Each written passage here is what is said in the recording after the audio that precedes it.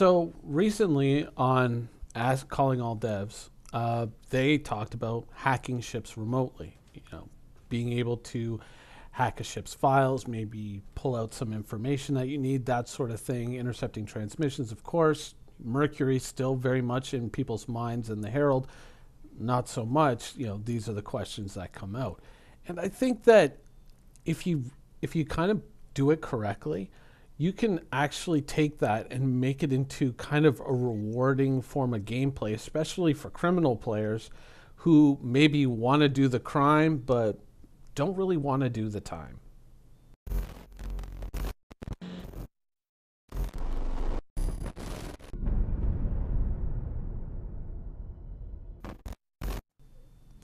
With the introduction of the Mercury Star Runner recently, the smuggling ship, the ship that is fast, it's meant to get away, but it also has that intelligence capability. It can intercept transmissions, it can steal information, that sort of thing. It really brought to the fore the idea of the soft criminal, right? And what I mean by that is the criminal whose main job is not only to pull off the crime, but to avoid getting caught. If you're a pirate, sort of certainly the way that I've presented it, you're willing to take those risks. You're willing to walk around with crime stat on, and you accept that. But there may be players out there who want to play a little bit more of the smooth criminal, someone who's about kind of sneaking in and getting things done and smuggling goods or smuggling information and not getting caught. That sort of person. That's something that certainly has existed, and we've discussed it before, but I think the Mercury Star Runner certainly brought it to the forefront, and it may bring in other players who were, I don't know if I really want to get a crime stat rating because that'll interfere with all the other stuff that I want to do. That's true. Hey, what's up, buddy? But with a ship like the Mercury Star Runner, if you kind of bring it in, or the Herald, if you kind of bring it in a certain way that it adds a bit of challenge and a bit of fun, so where you can be a criminal, just one that the authorities are not so much aware of, a bit more of a smooth criminal, then I think that you can draw a lot more people in. At the same time, you can create an endlessly rewarding and engaging form of gameplay. Now, as an example, I'm sure that many of you have probably played the game Deus Ex, right? And you're aware of the hacking mechanics in that game, at least, somewhat.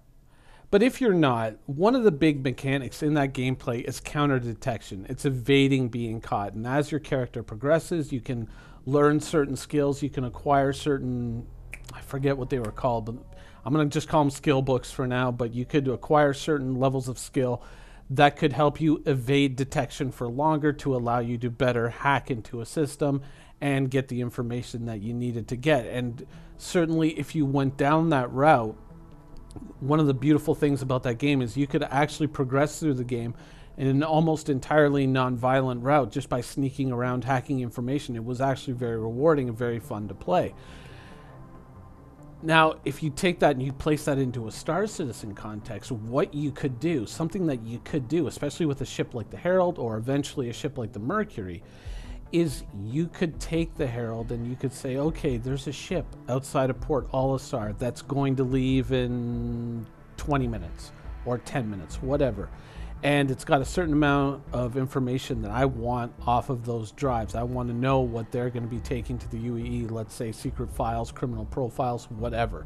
They want to have that information. Let's say it's Rudo.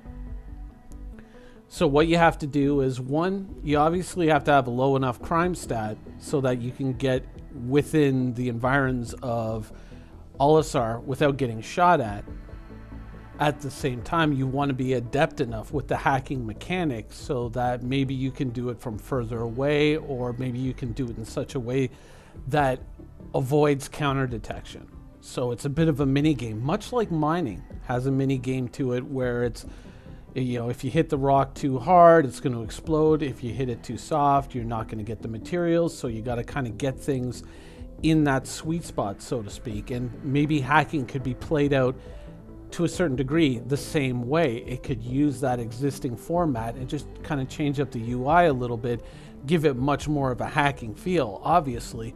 But using that kind of a mechanic, then you can get in reasonably close to that ship and begin to stealthily hack that ship.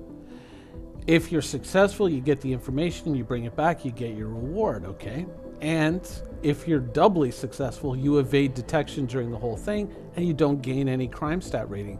So you immediately create something that you can do with the Herald that generates a reward, which is ultimately a great thing because the Herald desperately needs that.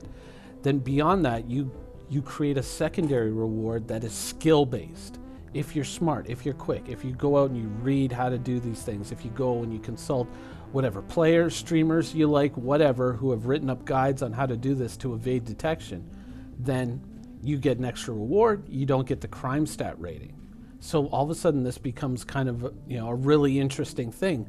Beyond that, you can add extra depth to a system like that by creating modules that, let's say, you can buy from Rudo for a certain price that make it harder to counter detect what you're doing, or maybe making it harder to detect what you're doing, or making the process faster, maybe making it so that you can do it from a further range. Because let's say you have to do a mission where detection is automatically going to happen, or is going to happen whether you like it or not, because it's, let's say, too much information to download before they detect you. So maybe if you have a better hardware, you can do it from further away, therefore making it more difficult for them to send someone to intercept you, or to intercept you themselves and stop you from copying that information before you get it, that sort of thing. And all of a sudden you have this really deep and enjoyable gameplay. And certainly another career that you could add to that is, or another branch that you could add to that is that you could say, go, you know what, Korea is going to become a permanent thing for reducing your standings. But if you have a Herald, and if you got the right skills and you got the right hardware, if you've practiced, if you've learned, and let's say some of it is locked behind rep with Rudo, completing a certain amount of missions, however they decide to dole that out, then you get access to new pieces of hardware, because he's got a lot of little pieces of hardware in his shop, or different programs, whatever, and then you kind of plug those in, and then maybe you can now go to Korea without landing and remotely hack and lower not just your crime stat, but another player's. And so you can kind of play, I think, a very interesting game. And maybe you can get to a point where, I think one of the viewers mentioned a little while ago, what do you think of the idea of a stealth Herald, or a stealth version of the Herald? Maybe they won't build one in game, but what if you can take the existing components that are available for the ship and really reduce that signature, really dial it down, so that you can make it into not a purpose-built stealth ship, but a ship that you can modify into being very stealthy. And so that you might be able to get close enough to Olisar if you've got the right equipment that you can remotely hack, but let's say it takes a lot of time. So you got to be careful about being detected, possibly by other players, or maybe by patrolling, police vessels. Maybe you have to maneuver in a certain way to make sure they stay, a certain range away from you so that they can't detect you while you're doing this. And it's all this skill play that really gets layered into it that makes it a very rewarding system. And at the same time, then you have something that you can market to other players, something that someone says, oh man, like, for instance, right now, I've got 4 crime stat, so it would make it very difficult maybe to go to Olisar and pull out my Reclaimer, or to get away with my Caterpillar, and certainly other players might attack me if they see that negative crime stat rating. Whereas if I can pay XYZ player to go in and remotely hack that down for me, and I can say, okay, well, you lowered my crime stat rating, I create a contract with you through the contract system. For every crime stat you take off, I give you 500 or 1,000 UEC, whatever it ends up being, and you create that kind of an exchange. And I think that that's another way that you can kind of create engagement with the game and create a rich system, which, I mean, in all honesty, it's easy to kind of just sit here and spitball these things, but how much would it really take for them to implement something like this? Probably 6 months to a year to the whole thing that I've described, but who knows? It could be sooner. I don't know. I mean, I'm not working at CIG.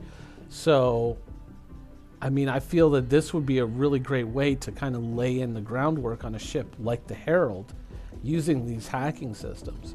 And then eventually, once the Mercury comes out, then you can kind of, dump these systems on the Mercury and then say, well, the Mercury's got, much more room for hardware, so there's many different configurations that you can try.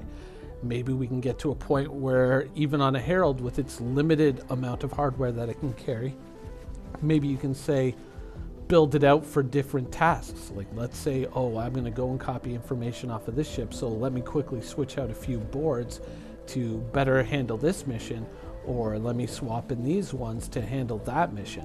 There's some storage areas. Maybe you can store the different components there. Who knows? And I think that that would be a really great way to add some enrichment to the Herald, which desperately needs it, though ultimately all of that is something that's all on, all on paper right now and doesn't exist in games. So hopefully if someone from CIG sees this video or gets linked this video, this is something that they could implement with that type of hacking that they were describing and create a really rich immersive experience. Anyways, I'm done rambling for now. I hope you guys enjoyed the video, and thanks for watching.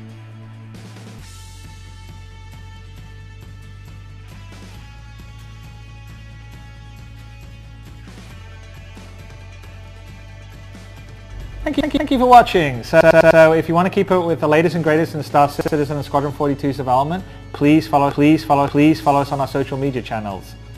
See you soon.